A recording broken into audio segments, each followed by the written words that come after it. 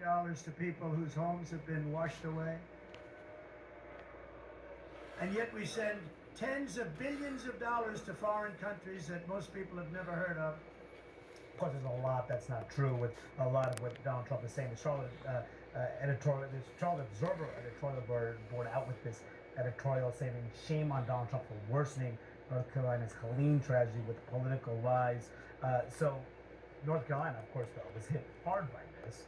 Donald Trump sees an opportunity. Typically, a disaster, in the aftermath of disasters, people come together. The parties typically come together. This time, Trump tries to take a political advantage, even though the federal response is being praised on the ground. Yeah, political advantage where he's lying about the federal response, whether it's that $750 line, or also earlier he had said that they were trying to take money from the disaster relief to then go to migrants and to handle migrants. So again, all of this election for Donald Trump has been about immigration, and he's really tried to seize on that to the biggest fears of his base.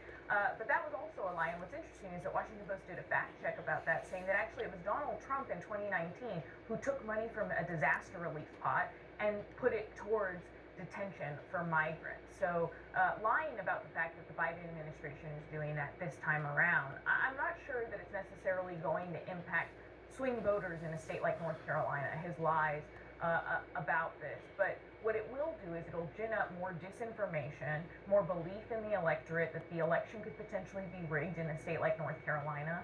And election officials there are already dealing with a lot of threats.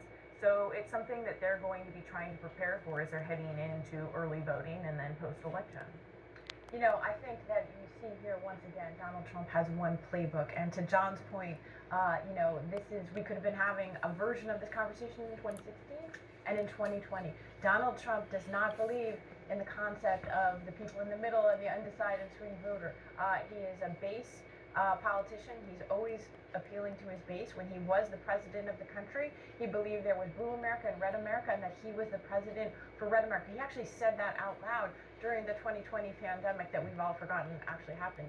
And I think that it's really notable because every indication is that we are hurtling right down the road in 30 days towards another of these extremely close elections.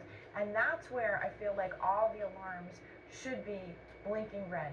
Because if it's going to be this close, what Trump is doing right now, in addition to focusing on immigration, is focusing on telling his people any outcome in which I do not win is unacceptable. He has said that to us. And again, are we going to be the Trumps who don't listen and aren't prepared for this scenario of a too close election? And John, you spent so